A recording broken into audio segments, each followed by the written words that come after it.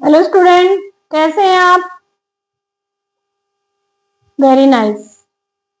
All are fine. Okay बेटा, हम second exercise के 2 क्वेश्चन कर चुके हैं। फर्स्ट के 2 पार्ट कर चुके हैं, ये मेरा थर्ड पार्ट है। ओके, हमें जीरोज निकालने हैं और क्या करना है, वेरिफिकेशन करनी है। ओके, टेंशन मत लो, सारा हो जाएगा। प्रैक्टिस करते हो क्या? प्रैक्टिस करना जरूरी है बेटा, पढ़ा करो, प्रैक्टिस किया करो। मैथ प्रैक्टिस से आता है, जितनी प्रैक्टिस करोगे सही रहेगा। मैथ आपको कभी भी धोखा दे सकता है अगर प्रैक्टिस नहीं करोगे। कई बच्चे आजकल क्या करते हैं, ऐसे सामने लेके बैठ जाते हैं, पढ़ते हैं उसको। मैथ कभी भी पढ़ने से नहीं आएगा। ओके, तो पहले बेटा हमने इसके जीरोज निकालने। पहले इसको क्या है, आपको क्या है अभी डिसेंडिंग ऑर्डर में लिखना है। ये डिसेंडिंग में नहीं है, वो आपको टर्म को आगे पीछे दे सकता है। तो सबसे पहले मेरे पास एक्स स्क्वायर की वाली आनी चाहिए टर्म, फिर एक्स वाली, इसको विद साइन ऐसे लिख लो, और फिर माइनस में 3। ऐसे विद साइन आप कहीं पे भी आगे पीछे लिख सकते हो। मैंने बताया था कंपेयर कर लो इसको जर्नल से। ए की वैल्यू 6 होगी, बी की जो इसका कोफिशिएंट है -7 और सी की -3। ठीक, आपको फैक्टर करने हैं, कैसे भी करो। तो मैं कौन से मेथड से कर रही हूँ, मिडल टर्म को स्प्लिट कर रही हूँ। ओके, तो मिडल टर्म को मैंने क्या बता रखा है, ए और सी की वैल्यू निकालो माइनस के 18। प्रोडक्ट तो -18 आना चाहिए और सम क्या आना चाहिए, माइनस में 7।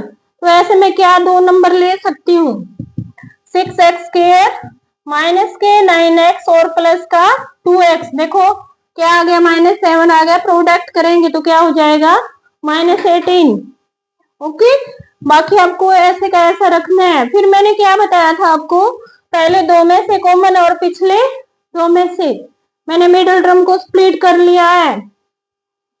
Okay, very nice. तुम भी साथ साथ करते रहा करो, अपनी नोटबुक लेके बैठा करो, प्रैक्टिस के लिए निकाला करो। अगर किसी को आता है तो मेरे से पहले निकाला करो। ओके, अब पहले दो में से कॉमन, इसमें से क्या कॉमन आता है, पहले नंबर को देखो, नंबर क्या कॉमन आ रहा है, मेरा क्या आ रहा है 3। वेरिएबल क्या आ रहा है, x। तो यहाँ पे 2x बच गया, यहाँ पे -3। ओके, इन दोनों में से क्या कॉमन आ रहा है, कुछ भी नहीं आ रहा है, तो आपको आगे वाला साइन लेना है +1।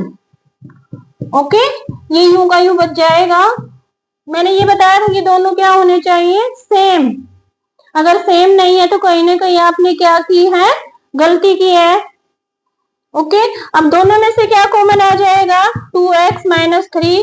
यहाँ पे बच्चा क्या बच जाएगा, 2x, सॉरी 3x, और यहाँ पे क्या बच जाएगा 1। ये मेरे फैक्टर हो गए। मेरा भी एक स्टेप भी क्लियर निकला, पूरा हुआ है। इसको हम किसके इक्वल रखेंगे, 0 के। x की वैल्यू यहाँ से मेरी 3/2 आ गई, इसको 0 के इक्वल रखेंगे तो x की वैल्यू क्या आ जाएगी, -1/3। एक को अल्फा मान लो, एक को beta. Okay, alpha beta Greek word है, आप कुछ भी ले सकते हो, आपकी मर्जी है। ये थोड़ा मैथ में स्टैंडर्ड दिखाते हैं हम, ऐसे ऐसे लेटर लिख के, ऐसे ग्रीक। ओके, एक को मैंने अल्फा मान लिया, एक को बीटा। अब मैं क्या कर रही हूँ, वेरिफिकेशन कर रही हूँ। क्या कर रही हूँ, वेरिफिकेशन। साइड में लिख लो आप, अल्फा की वैल्यू क्या है 3/2 और बीटा की वैल्यू क्या ली है मैंने, -1/3।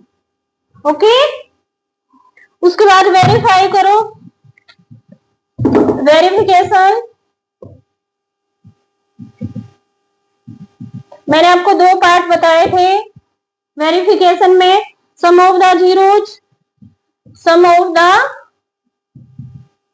जीरोज किसके इक्वल आना चाहिए, -b/a के इक्वल आना चाहिए। मतलब अल्फा प्लस बीटा -b/a, ये मेरे पास लेफ्ट हैंड साइड है, ये मेरे पास राइट हैंड साइड है, ये दोनों इक्वल आनी चाहिए। ओके, a की वैल्यू यहाँ पे 6 है, b की -7 है और c की वैल्यू -3 है। ये आप पहले ही लिख लो। अल्फा प्लस बीटा करो भाई लेफ्ट हैंड साइड, 3/2 और -1/3 इनका सम निकालो, 6 एलसीएम हो जाएगा। ओके, डिवाइड करेंगे 3 पे जाएगा, ऊपर वाले से मल्टीप्लाई करेंगे 9 आ जाएगा। 6 को 3 से डिवाइड करेंगे 2 को 1 से करेंगे माइनस में क्या आ जाएगा 2। इधर -b/a निकालो, b की वैल्यू क्या आई है बच्चा मेरे पास -7 और a की वैल्यू कितनी आई है मेरे पास 6। ओके, 9 में से 2 गए, 7/6 माइनस माइनस क्या हो जाएगा प्लस। देखो दोनों साइड क्या आई है मेरे पास इक्वल। ओके, तो वेरिफिकेशन में मेरा फर्स्ट पार्ट क्या है सही है। फर्स्ट पार्ट को मैंने क्या है भी वेरीफाई कर दिया है। सम ऑफ द जीरोस इसका इक्वल आया है माइनस के b/a। ओके, अब आपको सेकंड पार्ट करना है। सेकंड में क्या करना है आपको, सेकंड पार्ट में आपको यूं का यूं लिखना है पेपर में। ओके, पेपर में आपको क्वेश्चन अटेम्प्ट करने का तरीका भी होना चाहिए। ओके, वो आपकी क्या हमें अटेम्प्ट कैसे करते हो, कैसे लिखते हो उसको भी देखता है एग्जामिनर, बहुत इफेक्ट पड़ता है इसका। ओके, उसके बाद मेरे को दूसरे पार्ट में अल्फा इंटू बीटा किसके इक्वल आना चाहिए c/a। ओके, अल्फा की वैल्यू 3/2 और बीटा की -1/3। c/a की वैल्यू लिखो, माइनस में क्या है 3 और a की वैल्यू क्या है 6।